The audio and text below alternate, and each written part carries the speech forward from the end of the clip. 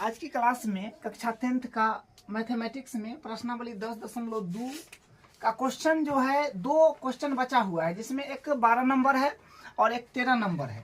तो उसको दोनों को करके हम लोग कंप्लीट आज कर लेंगे। ठीक है, तो देखिए क्वेश्चन 12 है, 4 सेंटीमीटर त्रिज्या वाले एक वृत्त के परिगत एक त्रिभुज ABC इस प्रकार खींचा गया है कि रेखाखंड BD और DC जिसमें स्पर्श बिंदु D द्वारा BC विभाजित है कि लंबाइयां क्रमशः 8 सेंटीमीटर और 6 सेंटीमीटर है। देखिए आकृति, मतलब देखिए इसमें क्या है कि आकृति जो है दे रखा है, बुक में जो है डायग्राम दे रखा है। तो भुजाएं AB और AC ज्ञात कीजिए। तो मतलब AB भुजा बताना है, ये AB भुजा की लंबाई क्या होगा और AC भुजा की लंबाई क्या होगा। ठीक है, AB और AC बताना है। क्वेश्चन को समझते हैं। कह रहा है कि 4 सेंटीमीटर त्रिज्या वाला एक वृत्त है। तो ये वृत्त है, ठीक है, जिसका त्रिज्या है 4 सेमी, यहाँ से यहाँ तक ये 4 सेमी है। ठीक है, के परिगत, परिगत का मतलब होता है ओकरा चारों तरफ, मतलब परिगत के मतलब हुआ कि ई केकरा परिगत में है, किसके अंदर में है। तो मतलब एकरा परिगत जो है एक त्रिभुज बनाया गया है। एक वृत्त के परिगत एक त्रिभुज है। एकरा परिगत में क्या है, त्रिभुज है। ठीक है, इस प्रकार खींचा गया है, ये त्रिभुज जो है इस प्रकार खींचा गया है कि रेखाखंड BD और DC, ये BD जो है आपका BD, मतलब यहाँ पर D होना चाहिए, यहाँ पर D होगा। ठीक है, तो BD और DC, BD और DC जो है ये जो लिखा है, जिसमें परस्पर बिंदु D द्वारा BC विभाजित है। अच्छा, D द्वारा जो है ये BC भुजा विभाजित है। ठीक है, कि लंबाइयां क्रमशः 8 सेमी और 6 सेमी। तो ये 8 सेमी है और ये 6 सेमी है, ये बात है। तो भुजाएं AB और ये AB और AC ज्ञात करना है जो कितना आएगा। तो देखिए इसको बनाएंगे हम लोग कैसे, सो समझते हैं। सबसे पहले काम करिए कि केंद्र है, ये वृत्त का जो है ये केंद्र है, तो इसको हम इससे मिला देंगे तो ये भी त्रिज्या हो जाएगा। ठीक है, और ये त्रिज्या स्पर्श रेखा के साथ लंबवत होता है, मतलब 90 डिग्री पर हो जाएगा। ठीक है, इसको भी यहाँ से मिला देते हैं तो ये भी लंबवत हो जाएगा। ठीक है, लंबवत हो जाएगा मतलब 90 डिग्री पर हो जाएगा। तो ये तो इसका त्रिज्या है तो लंबवत हो जाएगा। अब देखिए, अब हम यहाँ से क्या करने वाले हैं, इसको इससे मिला देंगे। यहाँ से जो है एक बार इसको मिला देते हैं, इससे इसको मिला देंगे और इसको फिर मिला देंगे और एक बार इसको मिला देंगे। ठीक है, मतलब केंद्र को A से B से और C से मिला दिए। तो यहाँ पर क्या मिला कि देखिए ये 3 त्रिभुज में बट गया। ये जो है ये वाला एगो त्रिभुज में बटा, ये त्रिभुज, फिर एक ये त्रिभुज यहाँ पर देखिए, एक ये त्रिभुज हो गया और फिर यहाँ पर एक ये त्रिभुज हो गया, यहाँ पर ये त्रिभुज हो गया, मतलब 3 गो त्रिभुज में बंट गया। तो क्या करेंगे, ये वाला त्रिभुज का क्षेत्रफल, ये वाला त्रिभुज का क्षेत्रफल और ये वाला त्रिभुज का क्षेत्रफल, तीनों त्रिभुज का हम लोग क्षेत्रफल निकालेंगे। ठीक है, तो क्षेत्रफल निकालने के लिए तो यहाँ पर देखिए जो नॉर्मल फार्मूला होता है त्रिभुज का क्षेत्रफल का, वो होता है 1/2 गुने आधार गुने ऊंचाई। तो इसमें आधार भी है, क्योंकि देखिए ये त्रिभुज की अगर हम बात करेंगे AOC का, तो इसमें क्या है कि ये तो त्रिज्या है, तो त्रिज्या स्पर्श रेखा के साथ लंबवत होता है और ऊंचाई भी लंबवत होता है। ठीक है, त्रिज्या जो है, त्रिज्या स्पर्श रेखा के साथ लंबवत होता है और ऊंचाई भी लंबवत होता है। तो ये लंबवत हो गया तो मतलब ऊंचाई हो गया आपका ये। तो यहाँ से क्या हो जाएगा, यहाँ से ये जो होगा, मतलब जिस पर लंब डालाता है ना वही आधार होता है। तो आधार AC हो जाएगा और ऊंचाई आपका ये वाला हो जाएगा। नाम देना चाहेंगे तो नाम भी दे सकते हैं, ना देंगे तो भी कोई बात नहीं, क्योंकि ये 4 है तो ये भी 4 सेमी होगा, ये भी 4 सेमी होगा। ठीक है, क्योंकि ये तो त्रिज्या न है, तो एक वृत्त में जितना भी त्रिज्या हम लोग खींचेंगे उतना बराबर है लंबाई के हो। तो ये 4 ये 4 ये 4। ठीक है, तो यहाँ से ये हो गया। तो मतलब सेम काम इसमें भी इसमें भी और इसमें भी, तीनों त्रिभुज में सेम काम करेंगे। ठीक है, तो यहां से हम लिखेंगे त्रिभुज त्रिभुज त्रिभुज ए बी सी, त्रिभुज ए बी सी का क्षेत्रफल की अगर बात करेंगे, त्रिभुज एबीसी के क्षेत्रफल का, तो ई बराबर होगा तीन त्रिभुज के क्षेत्रफल के योग के बराबर होगा। ठीक है, क्योंकि एबीसी त्रिभुज के अंदर आ रहा है ये वाला त्रिभुज, ये वाला त्रिभुज, ये वाला त्रिभुज। ठीक है, तो इसके बराबर में तीनों त्रिभुज का जोड़, मतलब तीनों त्रिभुज के क्षेत्रफल का जोड़ के बराबर होगा ई अकेला। ठीक है, तो यहाँ पर होगा त्रिभुज ए ओ सी का क्षेत्रफल प्लस फिर त्रिभुज बी ओ सी, त्रिभुज बी ओ सी का क्षेत्रफल प्लस फिर अब ये वाला त्रिभुज, तीनों को त्रिभुज बना है ना, जिसमें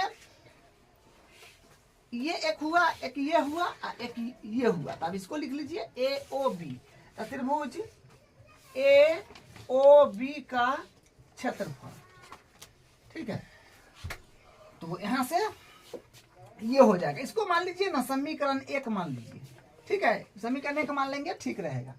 तो हम लोग यहाँ से क्या काम करेंगे, यहाँ से हाँ देखिए, इसको तो मतलब अभी कुछ नहीं कर पाएंगे, इस सब का क्षेत्रफल निकाल लेंगे। ठीक है, तो त्रिभुज ए ओ सी का क्षेत्रफल, तो त्रिभुज का क्षेत्रफल तो होता है 1/2 गुने आधार गुने ऊंचाई। ठीक है, त्रिभुज का क्षेत्रफल जो होता है 1/2 गुने आधार गुने ऊंचाई होता है। ये फार्मूला लिख दिए हैं, अब वैल्यू को हम लोग बैठा लेते हैं। फार्मूला एक बार लिख दिए, बाकी बाद इसी फार्मूला से सब काम जो है तीनों त्रिभुज में हो जाएगा। ठीक, तो 1/2 गुने, हम बात करेंगे पहले ए ओ सी त्रिभुज का। तो ए ओ सी त्रिभुज अपने पास में ये है, ये वाला त्रिभुज जो है ए ओ सी है। ठीक है, ये वाला ए ओ सी 1/2 गुने आधार, तो आपको पता है ये लंब हुआ। ठीक है, ये स्पर्श रेखा, ये तो स्पर्श रेखा है और यहाँ से ये त्रिज्या गया है, तो स्पर्श बिंदु पर और स्पर्श रेखा, मतलब स्पर्श रेखा पर जो त्रिज्या खींचते हैं वो लंबवत होता है। तो आधार आपका एसी हो जाएगा, तो आधार एसी हो जाएगा। लेकिन एक बात ध्यान दीजिएगा, देखिए ये तो वृत्त है और ये वृत्त के लिए ए भी, ए हुआ, बी हुआ, सी हुआ, ये सब बाह्य बिंदु है। तो बाह्य बिंदु है, तो बाह्य बिंदु से वृत्त पर खींची गई स्पर्श रेखा की लंबाई बराबर होता है। तो ये इतना जो है 6 है, तो यहाँ से यहाँ तक भी 6 होगा। ठीक है, 6 होगा। फिर यहाँ पर ये बाह्य बिंदु है, तो वृत्त पर जो स्पर्श रेखा खींचेंगे तो इतना 8 है, तो यहाँ से यहाँ तक भी 8 होगा।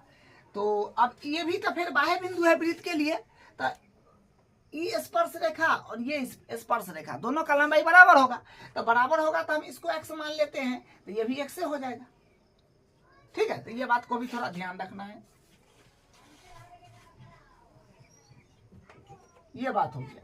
तो अब यहाँ पर हम AC नहीं लिखेंगे, AC के बदला लिख देंगे 6, क्योंकि AC भुजा के लंबाई के बराबर हो जाएगा x + 6 या 6 + x। यहाँ पर लिख दीजिएगा x + 6 प्लस, सॉरी प्लस नहीं, 1/2 गुने आधार, तो आधार ये हो गया, गुने ऊंचाई, गुने ऊंचाई तो ये हो जाएगा आपका जो 4 हो जाएगा। ठीक है, फिर प्लस त्रिभुज बीओसी का क्षेत्रफल, तो बीओसी का क्षेत्रफल तो फार्मूला तो वही रहेगा सब में, 1/2 गुने आधार। तो बीओसी में देख लीजिए, बीओसी में तो आधार आपका ये हो गया, जो आधार लंब जिस पर डालाता है, तो त्रिज्या है ये स्पर्श रेखा पर, तो ये लंब हुआ, तो आधार तो आपका बीसी हो जाएगा। तो 8 + 6 माने 14, तो 14 गुने और ऊंचाई आपका ये है ना 4 होगा, 4 प्लस फिर त्रिभुज एओबी का क्षेत्रफल। तो फार्मूला होगा 1/2 गुने आधार गुने ऊंचाई, तो 1/2 गुने आधार, आधार माने ये वाला त्रिभुज की बात करेंगे ए ओ बी त्रिभुज का, ये त्रिज्या है, इस पर स्पर्श रेखा पर लंबवत है, तो आधार आपका हो गया क्या AB, AB, तो AB आधार है, तो AB किसके बराबर होगा x + 8 के, तो x + 8 गुने ऊंचाई आपका ये 4 हो जाएगा, बस इसको कैलकुलेट कर लेना है, ठीक है। तो देखिए यहाँ से इससे ही तो कट जाएगा 2 दूनी 4, फिर उसके बाद यहाँ से ही कट जाएगा 2 दूनी 4, फिर यहाँ से ये कट जाएगा 2 दूनी 4, तो कितना आ गया देखिए अपने पास आ जाएगा यहाँ से हाँ देखिए इस तरफ तो कुछ बचा नहीं, 1 बचा और यहाँ पर बचा 2, तो 2 से मल्टीप्लाई कराइए, इधर तो 1 है तो कोई फर्क पड़ेगा नहीं, गुना है, ठीक है। तो मतलब आ जाएगा 6, हाँ तो x प्लस 6 है, तो यानी आ गया कितना, गुना कर दीजिए ना के बार, तो 2x प्लस 6 दूनी 12 प्लस, फिर यहाँ पर ये तो 1 है तो इससे कोई फर्क पड़ेगा नहीं, तो मतलब 14 दूनी 28 यहाँ पर हो जाएगा प्लस, फिर यहाँ पर 2 दूनी 4 कट गया, ये 1 है तो 1 से मल्टीप्लाई करिए, कोई फर्क नहीं पड़ेगा, ठीक है। तो x में 2 से तो 2x प्लस 8 दूनी 16, तो 2x प्लस 16 ये यहाँ से आ रहा है, ठीक है। अब इसको हाँ देखिए 2x और 2x तो माने 4x, और फिर इसको जोड़ लीजिए 12 प्लस 28 प्लस 16, तो 8 अच्छा 14 और 2 14 2 16 के 6 हासिल 1 2 मतलब 4 1 5 56 आ रहा है, ठीक है। तो यहाँ से 56 आ गया, तो कहने का मतलब 3 टुकड़ा जो मतलब त्रिभुज का 3 टुकड़ा जो है, एगो AOC और एगो BOC एगो AOB, तीनों का जो है क्षेत्रफल इतना आ गया, ठीक है। लेकिन तीनों का क्षेत्रफल का जोड़ पूरा बड़ा वाला के बराबर ना होगा, तो बड़ा वाला त्रिभुज का क्षेत्रफल कैसे निकालेंगे। अब मेन है कि बड़ा वाला का फिर निकालना पड़ेगा, तो बड़ा वाला त्रिभुज का क्षेत्रफल निकालने के लिए हम लोग क्या काम करेंगे, तो त्रिभुज का क्षेत्रफल का तो नॉर्मल फार्मूला तो यहाँ पर लिखा हुआ है, जो होता है 1/2 गुने आधार गुने ऊंचाई। तब पूरा बड़ा वाला त्रिभुज की अगर हम लोग बात करेंगे तो इसमें ऊंचाई आपको नहीं, यहाँ पर जो है ऊंचाई नहीं दिया हुआ है, ठीक है। बड़ा वाला त्रिभुज ABC में हम बात करेंगे तो ऊंचाई तो नहीं है, तो ऊंचाई नहीं है तो मतलब त्रिभुज का क्षेत्रफल निकालना पॉसिबल नहीं हो पाएगा ये फार्मूला से, ठीक है। तब क्लास 9th में एक फार्मूला पढ़े हैं क्या, जिसको बोलते हैं हीरोन का सूत्र, ठीक है। हीरोन का सूत्र ये क्लास 9th का है, जिसमें आप पढ़े थे हीरोन सूत्र, जो होता है root under s into s minus a s minus b और s माइनस c, ठीक है। और ABC पहले निकालना पड़ता है, जिसको S बोलते हैं औध परिमाप, जो होता है A plus B plus C बट्टा 2, ठीक है। तो पहले ABC, और ABC क्या है, तो ABC त्रिभुज की भुजा है, ABC जो है ना ये त्रिभुज की भुजा है, तो हम बस यही मेथड से यहाँ पर करना पड़ेगा, ठीक है। तो हम यहाँ पर लिखेंगे, तो देखिए ये बात तो आप समझ गए ना, क्लास 9th में ये चीज आप पढ़े हैं, ठीक है। अगर नहीं पढ़े हैं तो बस ये समझिए कि यहाँ पर ये वाला फॉर्मूला हम लगाएंगे, क्योंकि इसमें ऊंचाई नहीं दे रखा है, तो 1/2 गुने आधार गुने ऊंचाई वाला कॉन्सेप्ट वहां पर काम नहीं करेगा। तो सबसे पहले S निकालना पड़ेगा, क्योंकि S देखिए ना फार्मूला में S है और ABC है, तो ABC त्रिभुज के भुजा होता है, तो ABC AB और C है, ये त्रिभुज के भुजा होगा, तो पहले हम लोग ABC निकाल लेंगे। तो यहाँ पर लिखेंगे त्रिभुज ABC के लिए, इसमें बात करेंगे। तो देखिए A बराबर A कोई भी भुजा को मान लीजिए आप, ठीक है। जैसे मान लीजिए कि आप A मान रहे हैं AC को, तो AC हो जाएगा, लेकिन AC किसके बराबर है, x प्लस 6 के, तो x प्लस 6 हो जाएगा। फिर B किसको मानिएगा, उसको मान लीजिए, या मान लीजिए आप B मान रहे हैं AB को, तो AB किसके बराबर है, x प्लस 8 के, तो x प्लस 8। और फिर BC C को मान लीजिए BC भुजा, तो BC किसके बराबर है, 8 प्लस 6 तो 14, तो यहाँ पर 14 हो गया। और यहाँ पर क्या काम करिए, सब सेमी में है ना, तो सेमी लिख दीजिए, ये सेमी में है, ठीक है। तो अब हम यहाँ से निकालेंगे s निकाल लेंगे, ठीक है। तो s निकालेंगे तो क्या हो जाएगा, देखिए s निकालेंगे तो s बराबर होता है a प्लस बी प्लस सी बट्टा 2। तो यहाँ से फिर s बराबर a का वैल्यू x प्लस 6, फिर प्लस b का वैल्यू x प्लस 8, फिर प्लस c का वैल्यू 14 अपॉन 2, ठीक है। तो यहाँ से क्या होगा, यहाँ से आ जाएगा अपने पास s बराबर, इसको जोड़ लीजिए, x 2 बार है तो 2x प्लस और हो गया 8 6 14 और 14 14 28, 28 बट्टा 2। एक काम यहाँ से कर लीजिए, 2 कॉमन ले लीजिए, तो s बराबर 2 कॉमन लीजिएगा तो आएगा 2x प्लस 14 बट्टा 2। तो यानी s बराबर यहाँ से क्या आ गया, x प्लस 14 ना, x प्लस 14 आ गया। तो मतलब s का वैल्यू हम यहाँ से निकाल लिए, ठीक है। अब फार्मूला लिखना चाहे तो यहाँ पर लिख, हाँ फार्मूला तो लिख दिए ना, ये फार्मूला है, ये जो है ये फार्मूला है। तो s निकाल लिए, अब क्षेत्रफल निकाल लेंगे। अब लिखेंगे त्रिभुज ABC का क्षेत्रफल, देखिए s, तो s का वैल्यू तो अपने पास में है x प्लस 14, तो ये हो जाएगा x प्लस 14, फिर इनटू फिर s, तो s का वैल्यू x प्लस 14 और माइनस a का वैल्यू, देखिए a का वैल्यू जो है वो x माइनस x प्लस 6, यहाँ पर x माइनस 6 हो जाएगा क्योंकि माइनस कन्वर्ट हो जाएगा, ठीक है। फिर इनटू s, तो s का वैल्यू है x प्लस 14 माइनस b का वैल्यू है x प्लस 8, तो x माइनस 8 हो जाए। फिर इनटू s माइनस c है, तो s का वैल्यू x प्लस 14, तो x प्लस 14 और माइनस c का वैल्यू जो है ये 14 है, तो 14 हो जाएगा। देखिए सिंपल, हम अभी क्या किए हैं, यहाँ से वैल्यू को रख दिए है फार्मूला में, ठीक है। तो यहाँ से ये आ गया,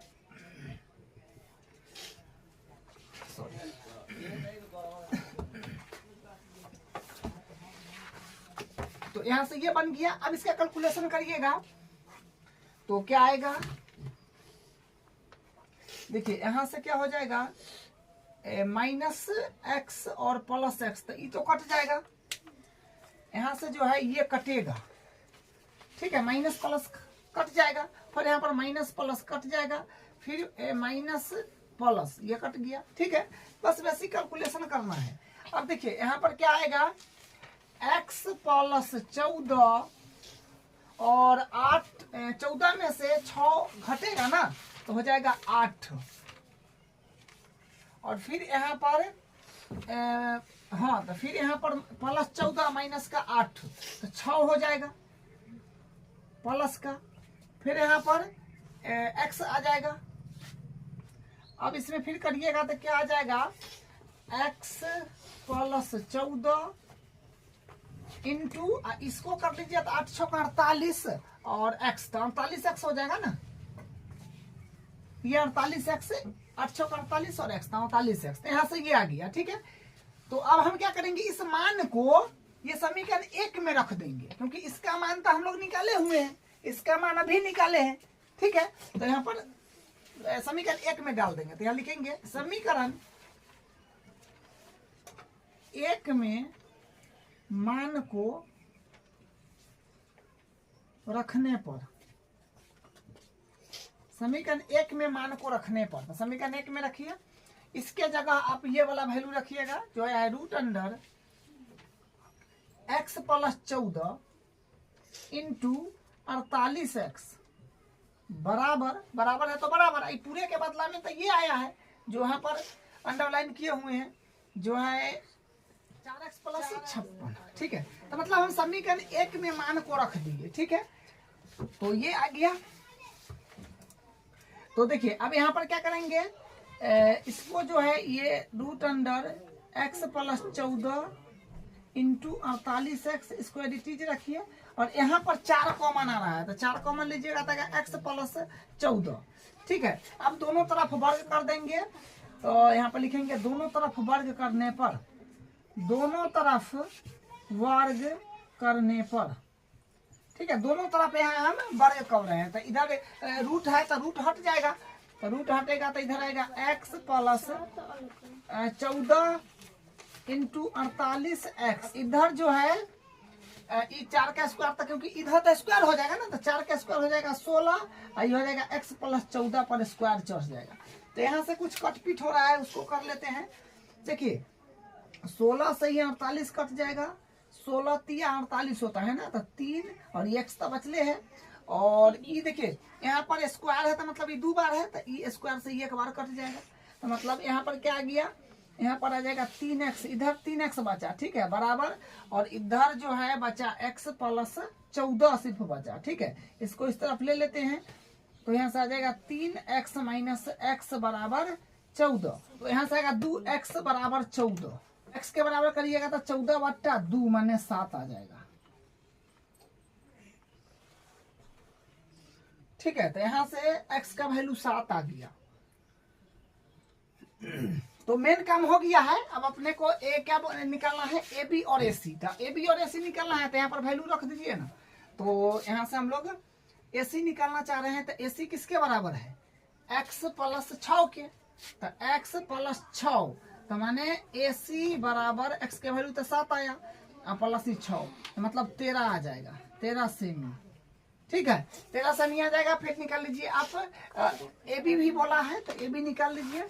तो ए बी जो है ये बराबर है, ए बी बराबर x प्लस 8, तो x प्लस 8, तो माने ए बी बराबर आ जाएगा, x का वैल्यू तो 7 आया है और ये 8, 8 7 15, मतलब 15 सेमी। तो यहाँ से ए सी का वैल्यू आ गया 13 सेमी और ए बी का वैल्यू आ गया 15 सेमी, ठीक है। यही बताना था, यही इसका आंसर है। अब इसका अगला क्वेश्चन, क्वेश्चन नंबर 13 देखिए। सिद्ध कीजिए कि वृत्त के परिगत बनी चतुर्भुज की आमने सामने की भुजाएं केंद्र पर संपूरक कोण अंतरित करती है। तो देखिए डायग्राम इसमें नहीं दिया हुआ है, आपको डायग्राम बनाना है, एक वृत्त खींच लेना है और उसके परिगत चतुर्भुज खींचना है, कोई सा भी चतुर्भुज, क्योंकि यहाँ पर नाम नहीं दिया है कि समांतर बनाना है कि सम बनाना है, ठीक है। तो आप रेंडम कोई सा भी चतुर्भुज बना दीजिएगा, ठीक है। इसका हम नाम दे देते हैं ए बी सी और ये डी, ठीक है, नाम दे दिए ए बी सी डी। और ये जहां पर स्पर्श करता है ना, इसको भी कुछ नाम दे दीजिए। मान लीजिए ये हो गया पी, इसको देते हैं क्यू, इसको आर और इसको दे देते हैं एस, ठीक है, ये हो गया। अब यहाँ पर थोड़ा समझिएगा, कह रहा है कि सिद्ध कीजिए कि वृत्त के परिगत, माने वृत्त के जो परिगत एबीसीडी चतुर्भुज जो बना हुआ है ना, इसके आमने सामने की भुजा केंद्र पर संपूरक कोण बनाता है। मतलब कहने का मतलब ये बात हुआ कि जैसे ये वृत्त है और इनमें चतुर्भुज घिंचा हुआ है, इसमें चतुर्भुज घिंचा हुआ है, ठीक है, ये चतुर्भुज है। तो इसके आमने सामने केंद्र पर जैसे ऐसे मिला दीजिएगा, ऐसे तो ऐसे, फिर ई और यहाँ से फिर ई मिलाइएगा, तो ये कोण मतलब आमने सामने भुजा है ना हुआ, कर आमने सामने है ना हुआ, तो केंद्र पर जो है ये संपूरक कोण बनाता है। मतलब ई कोण प्लस ये कोण 180 होता है। फिर एक आमने सामने ई और ई हुआ, एक सामने ये ना हुआ, आमने सामने ऐसे हुआ, तो फिर इधर से भी जो है संपूरक बनाता है। संपूरक मतलब 180 डिग्री प्रूफ करना है। एकड़ प्लस एकड़ योग 180 और एकड़ प्लस एकड़ योग 180, ये बताना है, समझे। चलिए अब हम लोग यहाँ पर, हाँ, तो केंद्र होगा यहाँ पर, तो इसको इससे मिलाना पड़ेगा और इसको इससे मिलाना पड़ेगा और फिर इसको इससे मिला दीजिए और फिर इसको इससे मिला दीजिए, ठीक है, वही बात है। सिद्ध कीजिए कि वृत्त के परिगत बनी चतुर्भुज के आमने सामने की भुजा कर सामने ई है, आमने सामने ई हो गया, इसके फिर ये आमने सामने हो गया। तो संपूरक बोले ना कि भुजा केंद्र पर संपूरक कोण अंकित करता है। मतलब ये कोण और ये कोण दोनों का योग 180 प्रूफ करिएगा तब ना संपूरक होगा, और फिर ये दोनों का योग 180 तब संपूरक होगा, ये बात, ठीक है। तो ये बात सिद्ध करना है, आप समझ गए। ई प्लस ई 180 और ई प्लस ई 180 आमने सामने की भुजा द्वारा केंद्र पर अंतरित कोण संपूरक कोण होता है, ये बात।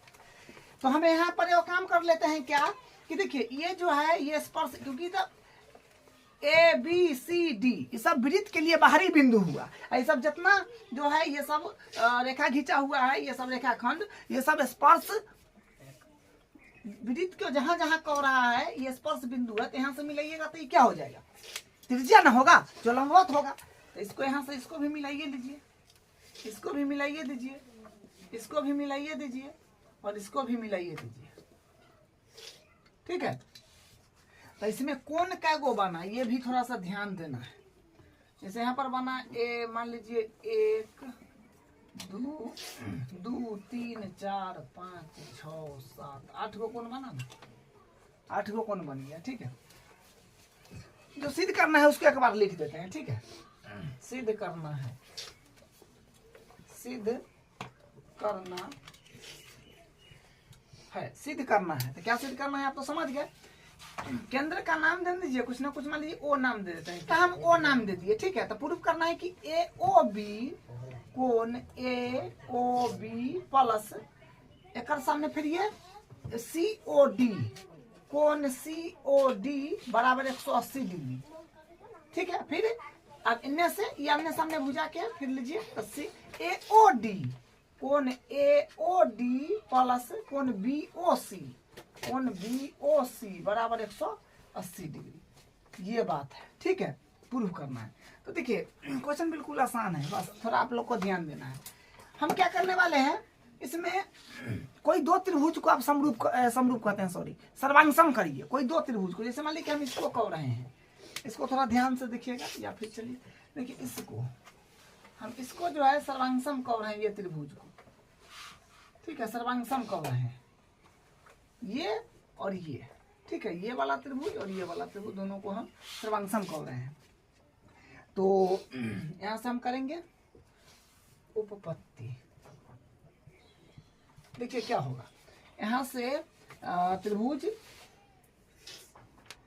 COR त्रिभुज COR तथा त्रिभुज COQ त्रिभुज COQ ये दोनों त्रिभुज को सर्वांगसम करेंगे। ठीक है, तो देखिए ध्यान से थोड़ा सा, आप ये बात तो जान रहे हैं कि OR ये वाला त्रिभुज के लिए OR ये वाला त्रिभुज के लिए OQ बराबर होगा, क्योंकि ये भी त्रिज्या है, ये भी त्रिज्या है, ये तो त्रिज्या ना है, जिस पास बिंदु पर गया है ये भी तो त्रिज्या है, तो बराबर होगा। तो हम लिखेंगे OR बराबर OQ। लिखिएगा वृत्त की त्रिज्या है, वृत्त की त्रिज्या है। ठीक है, वृत्त की त्रिज्या है। उसके बाद अब देखिए यहां से ये बाहरी बिंदु है, ये वाला जो मतलब ये त्रिभुज और ये त्रिभुज लिए हैं, तो ये बाहरी बिंदु है कि नहीं सी। तो बाहरी बिंदु से वृत्त पर जो स्पर्श रेखा खींचते हैं वो बराबर होता है, तो ये और ये बराबर नहीं होगा क्योंकि वृत्त पर स्पर्श रेखा है। तो RC बराबर हो जाएगा QC, तो हो जाएगा RC बराबर हो जाएगा CQ या QC जो लिखिए। तो ये लिखिए बाह्य बिंदु से वृत्त पर खींची गई स्पर्श रेखा, यहाँ पर हो जाएगा बाह्य बिंदु से वृत्त पर खींची गई स्पर्श रेखा। ठीक है, तो यहाँ पर लिखना है कि बाह्य बिंदु से वृत्त पर खींची गई स्पर्श रेखा, जो कारण होगा से लिखना है। यहाँ पर जो है दोनों त्रिभुज में OC आ रहा है। ठीक है, OC ये वाला त्रिभुज में भी, ये वाला त्रिभुज में भी, तो OC बराबर OC उभयनिष्ठ हो जाएगा। तो यहाँ पर हो जाएगा OC बराबर OC जो उभयनिष्ठ हो जाएगा। तो ये उभयनिष्ठ, तो त्रिभुज तो सर्वांगसम हो गया ना, सब भुजा काम में आया है। तो भुजा भुजा भुजा सर्वांगसमता नियम से। ठीक है, या साइड साइड साइड, इंग्लिश में भुजा को साइड बोलते हैं। तो यहाँ से हम लिख देंगे, यहाँ से चलिए लिख देते हैं। तो अतः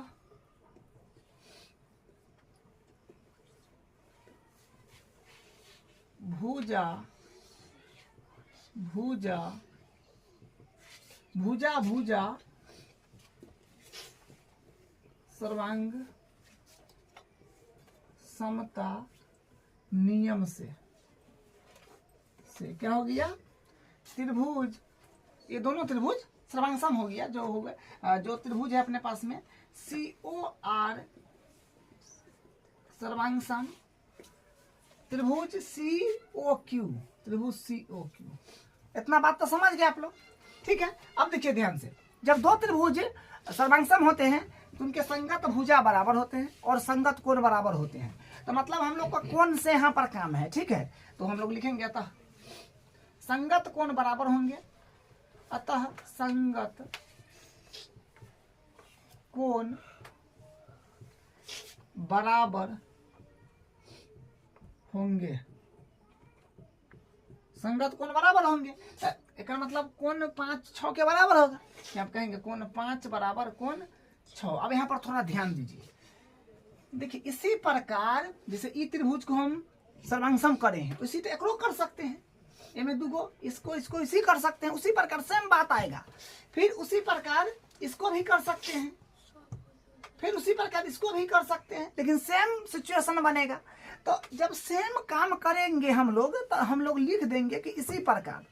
जब सेम बात होगा 2 बार 3 बार 4 बार या एक ही बार, ठीक है, एक बार करे हैं और उसके बाद सेम काम अभी करना है, तो हम लोग इसी प्रकार लिख देंगे, ठीक है। यहाँ पर लिखेंगे इसी प्रकार, इसी प्रकार क्या कहेंगे, त्रिभुज तो सर्वांगसम हो ही जाएगा। तो हमको कौन से काम है तो कौन ले लीजिए। तो फिर यहाँ पर क्या हो जाएगा, कोण 7 बराबर कोण 8।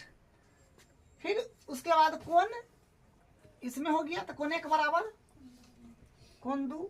फिर उसी प्रकार कोण 3 बराबर कोण 4। ठीक है, आप समझ गए। अब देखिए ध्यान से, यहाँ पर थोड़ा ध्यान दीजिएगा।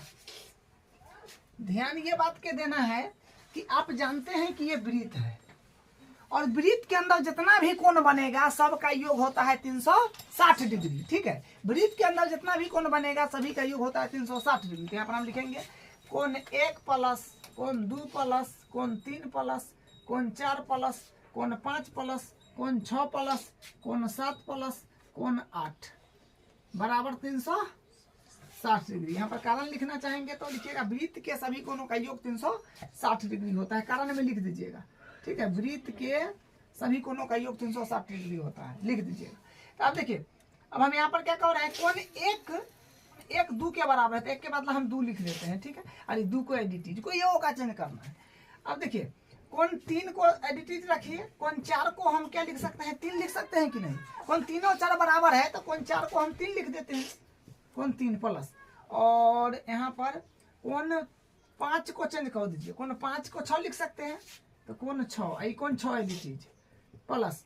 और कोण 7 को 7 लिखिए और 8 को भी तो 7 हम लिख सकते हैं, तो कोण 7 8 के बदला तो कोण 7 हो जाएगा। अब देखिए ध्यान से थोड़ा सा, यहाँ पर 2 कोण, यहाँ पर 2 कोण 2 बार तो 2 कोण 2 प्लस फिर 2 कोण 3 फिर 2 कोण 6 2 बार है, फिर 2 कोण 7 बराबर भी लिखना है 360 डिग्री बराबर 360। अब 2 समय कॉमन ले लीजिए, तो 2 समय कॉमन लीजिएगा तो क्या आएगा, कोण 2 प्लस कोण 3 प्लस कोण 6 प्लस कोण 7 बराबर 360 डिग्री।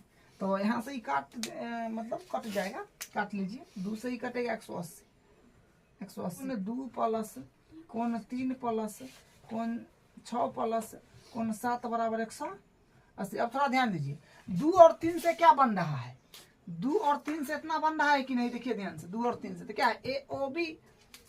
तो कोण AOB प्लस 6 और 7 से क्या बन रहा है, 6 और 7 से इतना बन रहा है ना, जो है COD। तो कोण COD बराबर 180 डिग्री। तो यही प्रूफ करना था कि आमने सामने का कोण संपूरक होगा, तो संपूरक होना गया, दोनों का योग 180 आना गया। उसी प्रकार फिर बनाइएगा तो ये भी चल आएगा। तो इसको इसी प्रकार करके लिख देंगे, इसी प्रकार कोण AOD बराबर कोण BOC बराबर प्लस कोण BOC बराबर 180 डिग्री। तो इस तरह से ये भी हो जाएगा, ठीक। तो मतलब इसका प्रूफ जो है कंप्लीट हो